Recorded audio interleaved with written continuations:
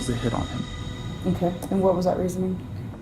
Because somebody, I don't know if it was the man he testified against, was trying to get parole. Okay. And what, in their words, it was, and if in order for him to get that, Kenneth had to be gone. It's just before 1 a.m. at an Elks Lodge in Albuquerque, New Mexico, where people can be seen mingling and dancing before this man, seen here, allegedly decides now is a good time to put a deadly end to a long-standing grudge. Take a look at this surveillance video that investigators say shows 46-year-old Theodore Toney moments before carrying out a fatal shooting. The suspect casually walks toward the dance floor before briefly stepping out of the camera view. But seconds later, Theodore returns, briefly stopping to chat with another patron before heading into the bathroom area. Meanwhile, the soon-to-be victim enters the frame here, identified as 40-year-old Kenneth Ellis, who investigators said testified against Theodore's son in a homicide trial nearly a decade prior. Kenneth can be seen in an embrace with another patron before heading over to a table area, when seconds later, Theodore reappears and again steps out of the view of the security camera. With one last hug, Kenneth goes to leave the late-night dance party.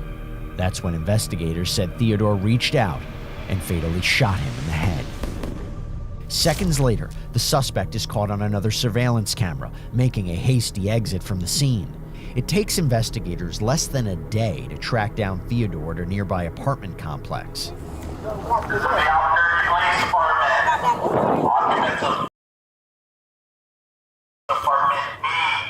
We have a search warrant for your residence. Come out to the sound of my voice with your hands up and empty.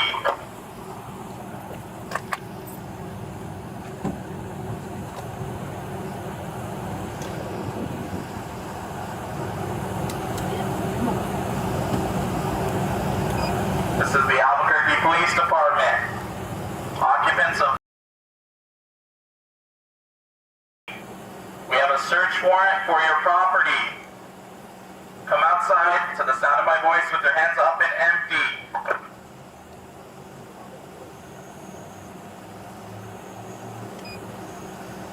If you comply with my commands, I can guarantee your safety. If you do not, force may be used against you.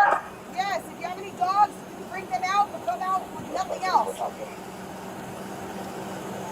Like, hurry up. Police didn't release footage of Theodore's actual arrest, but one detective fills us in on what allegedly happened in a pre-trial interview. At that point, once we obtained the search warrant and the arrest warrants for Mr. Toney, a plan was made for ISU detectives with some other assisting investigative detectives to conduct a surround and call out. We also had assistance from tactical personnel. What a surround and call out means is we just basically set up an inner perimeter around the apartments.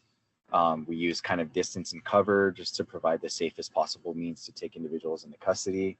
PA announcements are conducted to the apartments and specifically directed at Mr. Toney, and that's what happened in this case. And Mr. Toney exited. He was compliant. And he was taken into custody. The detective explains that Theodore was taken into custody without incident, where we find him next.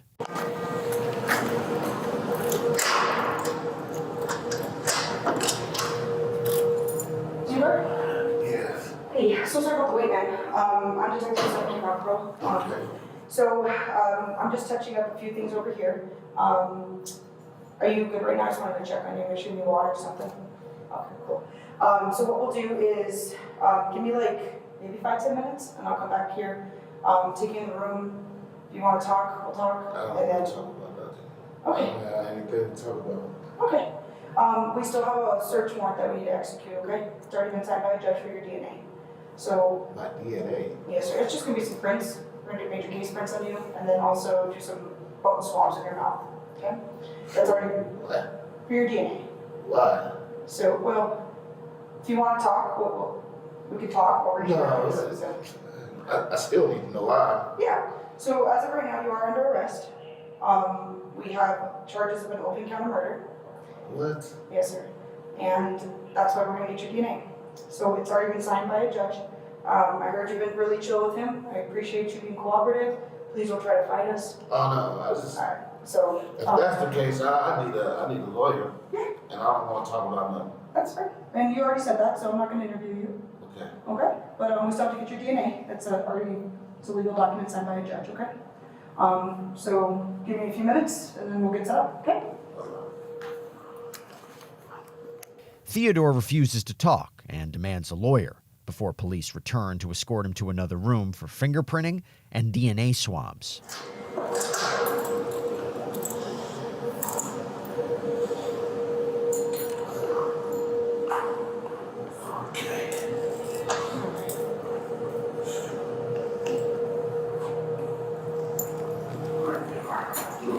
We're making progress. We're almost done here, okay? So we'll do that. We'll execute that warrant and then you'll be good.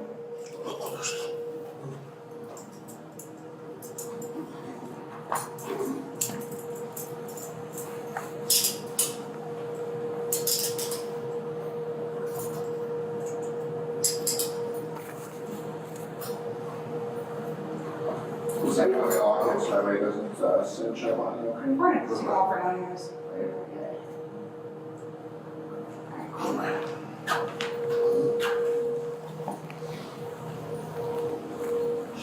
Go right around the corner to the right here.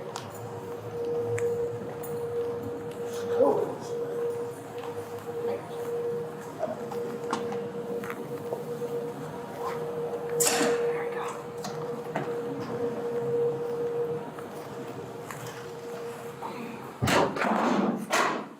All right, so I just gotta take some photos of you, okay? Alright, we're gonna take his cuffs off for now, because he's gonna have to read his prints and stuff. You can fix your pockets if you need to.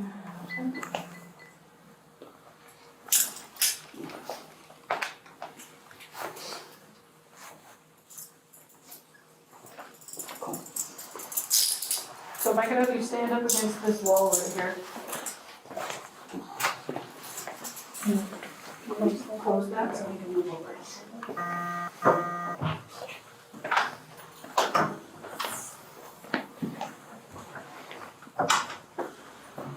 I'm gonna take your hands out of your pocket. There you go. A search of Theodore's criminal record reveals multiple assault and battery charges, with some involving a deadly weapon. Next, one officer inquires about an injury on the suspect's hand.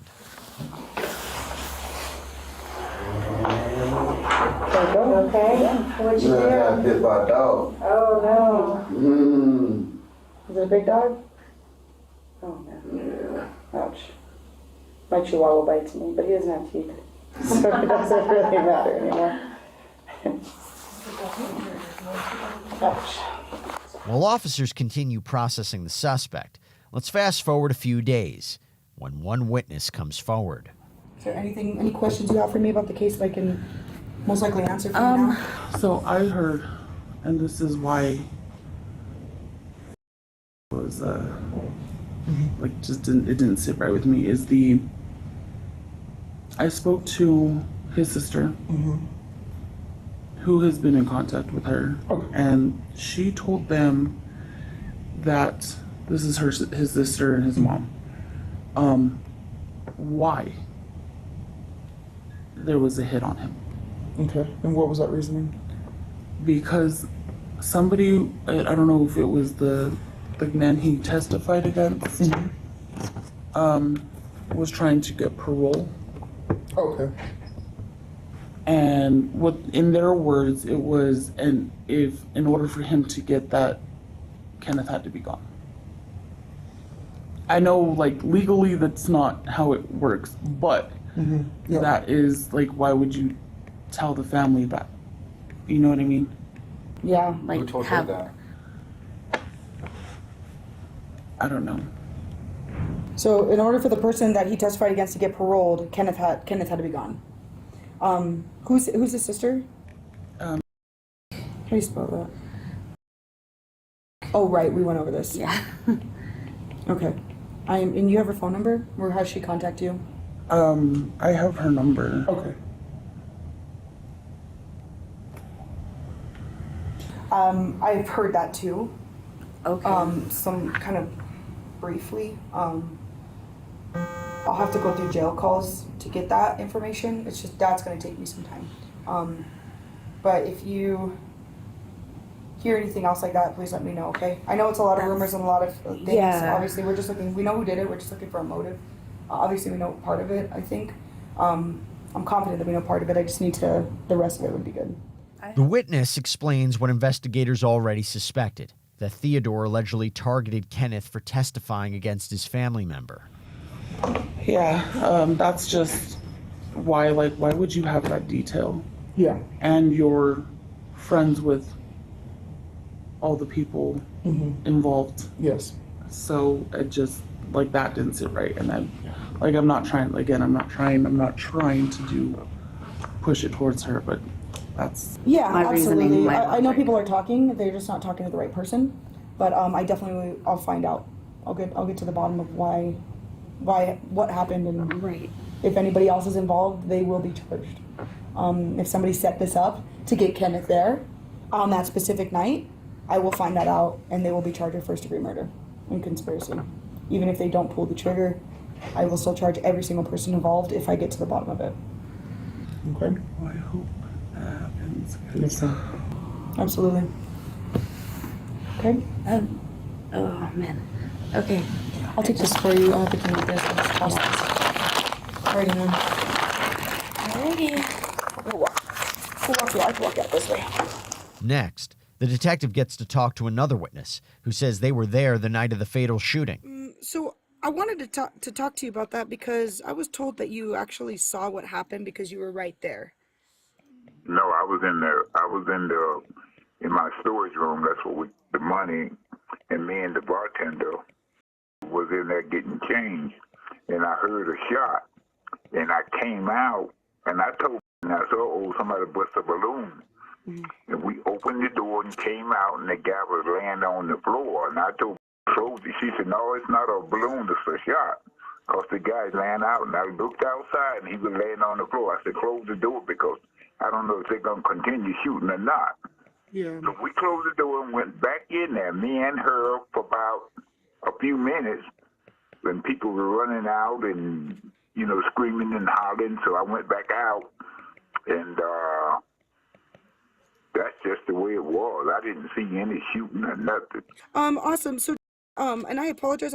There's a lot of footage to go That's through. all right. That's If okay. anything, after I look at this footage a little bit better, if I have any questions, would it be okay if I give you a call back?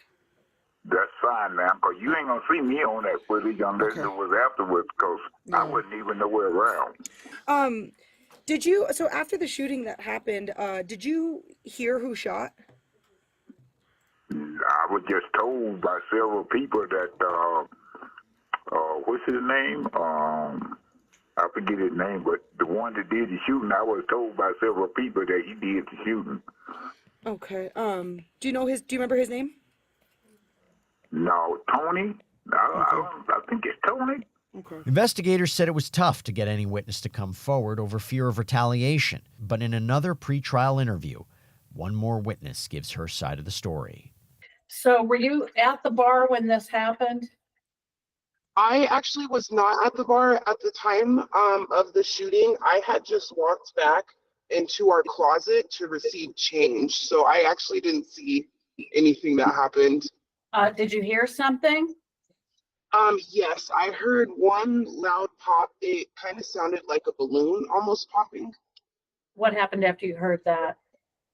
After I heard the pop, I kind of looked at the bar manager and I asked him, what was that? What happened? And so we came from around the corner from our liquor closet, and that's when I kind of seen everybody standing around, and I forgot his name, who got shot. That's when I saw him fall by the DJ booth. So Mr. Ellis was not on the ground yet when you came out?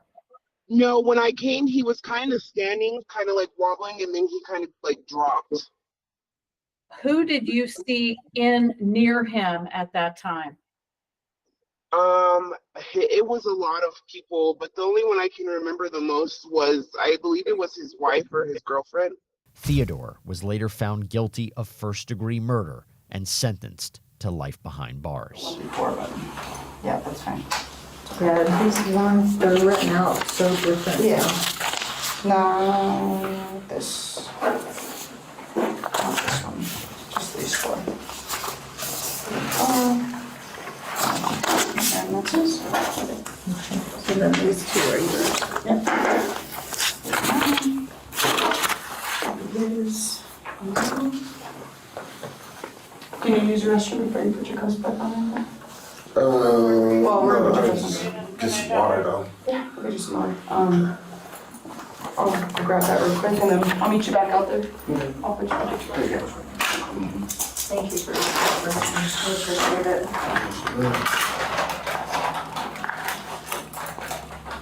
Confirm, put your hands together like a copy and